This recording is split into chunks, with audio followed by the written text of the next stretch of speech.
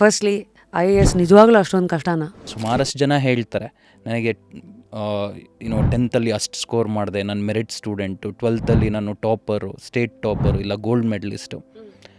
Nothing works. Competition ಜಾಸ್ತಿ ಇದ್ರೂ percentage of passing ಅದು ಇನ್ನೂ ಅಲ್ಲೇ ಸ್ಟಾಗ್ನೇಟ್ ಆಗ್ತಾ ಇದೆಯಾ? ಗೌರ್ಮೆಂಟ್ ಡೇಟಾ ಪ್ರಕಾರ ಇಲ್ಲ UPSC ಡೇಟಾ ಪ್ರಕಾರ 5 ಲಕ್ಷದಿಂದ 5.5 ಲಕ್ಷ ಜನ ಬರೀತಿದ್ದಾರೆ ಈಗ exam.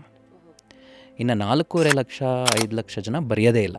How to choose the right academy for you to crack your IAS?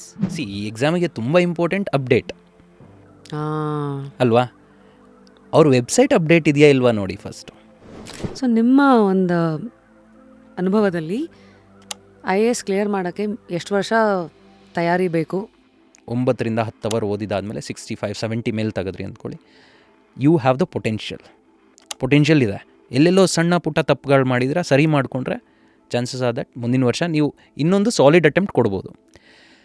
ಇಷ್ಟು ಓದಿ 65 ಒಳಗಡೆ ಬರ್ತಿದೆ, 60 ಬರ್ತಿದೆ, 55 ಬರ್ತಿದೆ ಅಂದರೆ just drop the idea, drop ಮಾಡಿ ಲೈಫಲ್ಲಿ ಬೇರೆ ಏನಾದರೂ ಮಾಡಿ.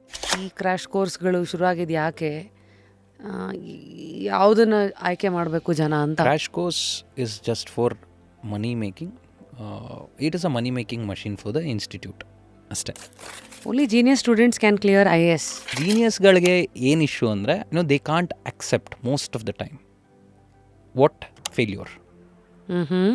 ಈ ಎಕ್ಸಾಮಲ್ಲಿ ಫೇಲ್ಯೂರ್ ಆಗೋ ಚಾನ್ಸಸ್ ಸ್ವಲ್ಪ ಜಾಸ್ತಿ ಫಸ್ಟ್ ಅಟೆಂಪ್ಟಲ್ಲಿ. ಫುಲ್ ವಿಡಿಯೋನ ನೋಡಿ ಆನ್ ರ್ಯಾಪಿಡ್ ರಾಶ್ಮೀಸ್ ಯೂಟ್ಯೂಬ್ ಚಾನಲ್.